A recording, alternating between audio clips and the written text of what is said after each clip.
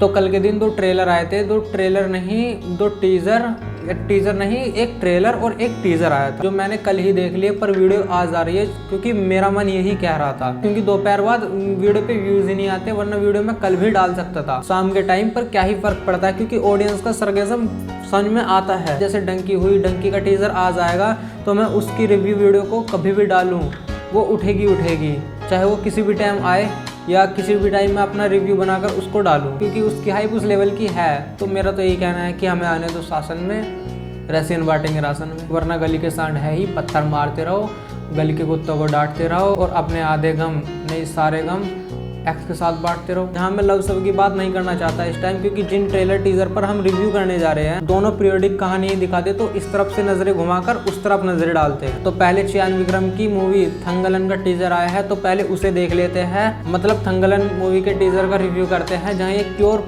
Periodic movie होने वाली है, जिसको लेकर आपको ऑडियंस के बीच क्रेज पता ही होगा। अगर कोई मूवी अपने एक अच्छे डेडिकेशन के साथ बनाई जाए तो वो लोगों के बीच क्या ही जगह ले लेती है, कितनी ही जगह ले लेती है, ये आपको पता ही होगा। जहाँ टीजर की बात की जाए तो टीजर स्टार्ट होता है अपने एक फाइट सीक्वेंस से, जो काफी ब्लडी है, एक इंसान को रोशनी में अंधेरा महसूस कराने के लिए काफी है। अक्सर सुना होगा खून की नदियां बहाने वाला डायलॉग, पर यहाँ खून का तालाब बहने वाला है। आगे वो सांप को पकड़कर उसे बीच में से अलग कर देना, जहाँ आम इंसान की वैसे ही पड़ जाएगी, और वो इतना आसान काम नहीं है। आप एक सांप को 2 हिस्सों में तोड़ रहे हो, ऊपर से आंखों में आंसू भर भी खौफ ना होना, वो दुनिया को दर्शाता है कि आप कितने कंफर्टेबल हो अपने किसी भी सिचुएशन को लेकर, कि आए तो सही उसे भी झेल लेंगे। नेक्स्ट जहाँ वे पूजा पाठ करते हैं अपने किसी देवता को मनाने के लिए, जिसके सामने आप झुकी जाते हैं, चाहे आप कितने भी बलवान क्यों ना हो, आप जिसे आइडल मानते हैं उसे सत्कार देना। जहाँ आगे कुछ हैप्पी मोमेंट देखने को मिलता है, जहाँ ये टीजर आपको सब कुछ महसूस कराने पे मजबूर कर देता है। वो चियान विक्रम का खड़े होने वाला सीन इसे कहीं ना कहीं माइथोलॉजी से जोड़ देता है। जहाँ आगे कुछ फाइट देखने को मिलते हैं जिसे देखकर यही लगता है कि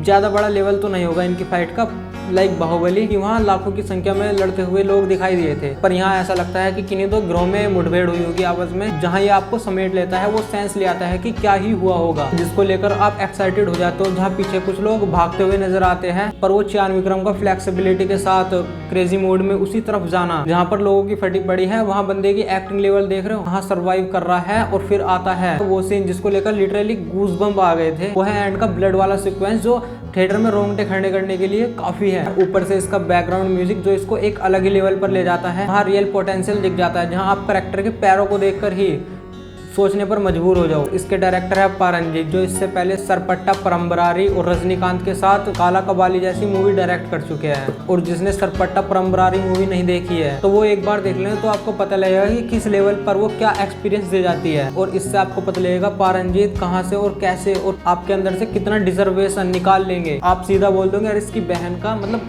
करण जौहर की भाषा में एक क्रेजी है। जहां मैं आगे बात चियान विक्रम सर की करूँ तो एक्टिंग पर तो उन पर कोई सवाल ही नहीं बनता। ऐसा लग रहा है कि वो बंदा हॉलीवुड के एक्टरों को टक्कर दे रहा है। और जैसा कि इसके डायरेक्टर है पारंजीत, तो वो उस बंदे से उस लेवल पर वो एक्टिंग निकलवाए हैं कि लेवल की माँ बहन एक हो जाए और खाना बढ़िया सा बनकर तैयार हो जाए। खैर चियान विक्रम जिन्होंने अपरिचित और आई जैसी मूवी में क्या ही काम किया है, और ऑडियंस उन्हें ऐसी मूवीज करने के बाद उन्हें ऐसे ही रोल में देखना पसंद करती है। मतलब वो चाहते हैं कि आप और ऐसी मूवी करो, और वो उन्हें वही देखने के लिए तैयार है। जहाँ मैं काफ़ी एक्साइटेड हूँ इसके लिए, इसको थिएटर में एक्सपीरियंस करना कितना औसम होने वाला है। जहाँ ये पैन इंडिया में रिलीज हो रही है और शायद हमारे यहाँ ना लगे, पर मैं इसे देखने के लिए छलांगे लगा दूंगा। और वैसे अभी काफ़ी समय है इसको रिलीज को लेकर, अभी ट्रेलर और कुछ एक चीज़ें और भी आने बाकी है। तो आप बताओ आप कितने एक्साइटेड हो या आपके क्या ओपिनियन है इसके ऊपर। अब दूसरे पे बात कर लेते जो है इंसान खट्टर की मूवी पिप्पा का ट्रेलर, जिसमें अपनी फेवरेट फ्रॉम सीतारमम अपनी मृणाल ठाकुर भी दिखाई दे रही है। अगर इसकी कहानी की बात करूँ तो ये 45 कैवेलरी के कप्तान बलराम सिंह मेहता की जिंदगी को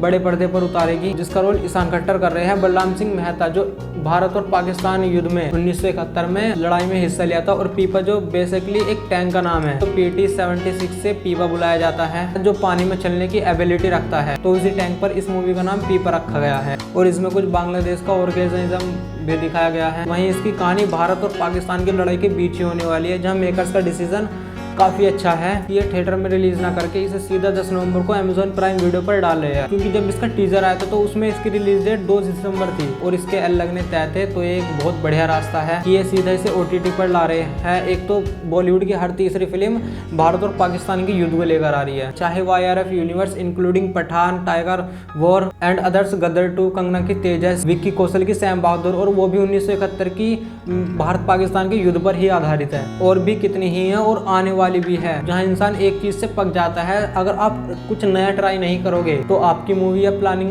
फ्लॉप ही होगी, तो इससे आगे ही बढ़ना पड़ेगा। और इस मूवी की बात करूँ तो इसे उरी के मेकर्स ही प्रेजेंट कर रहे हैं, जिन्होंने अक्षय कुमार की एयरलिफ्ट भी प्रेजेंट की थी, जहां इसकी एक खास बात ये भी है, इसमें म्यूजिक AR रहमान सर ने दिया है। तो आप सोच सकते हैं कि इससे ये थोड़ी हाइप क्रिएट कर लेगी। जहां मैं मृणाल ठाकुर की बात करूँ तो उनके ट्रेलर में कुछ एक शॉट्स ही देखने को मिलते हैं। वहीं ईशान खट्टर, जिनकी एक्टिंग ठीक ही लग रही है, बाकी मूवी देखने के बाद ही पता लगेगा। और मैं फैन तो नहीं हूँ, पर वो मुझे ठीक ही लगता है, क्योंकि मैंने उसकी पहली मूवी देखी थी धड़क, जो एक रीमेक थी, पर मुझे उसकी कहानी या कुछ भी समझ लो, पर वो ठीक लगी थी। मतलब इसको लेकर आपका पर्सपेक्टिव कुछ और हो सकता है, पर मेरा यही है जो सामने है तुम्हारे। बाकी 10 नवंबर का वेट करते हैं, जहां मैं देखना चाहूंगा इसे। इसके लिए थोड़ा टाइम निकाल लेंगे, वो भी इसकी कास्ट की वजह से, ईशान और मृणाल ठाकुर की वजह से।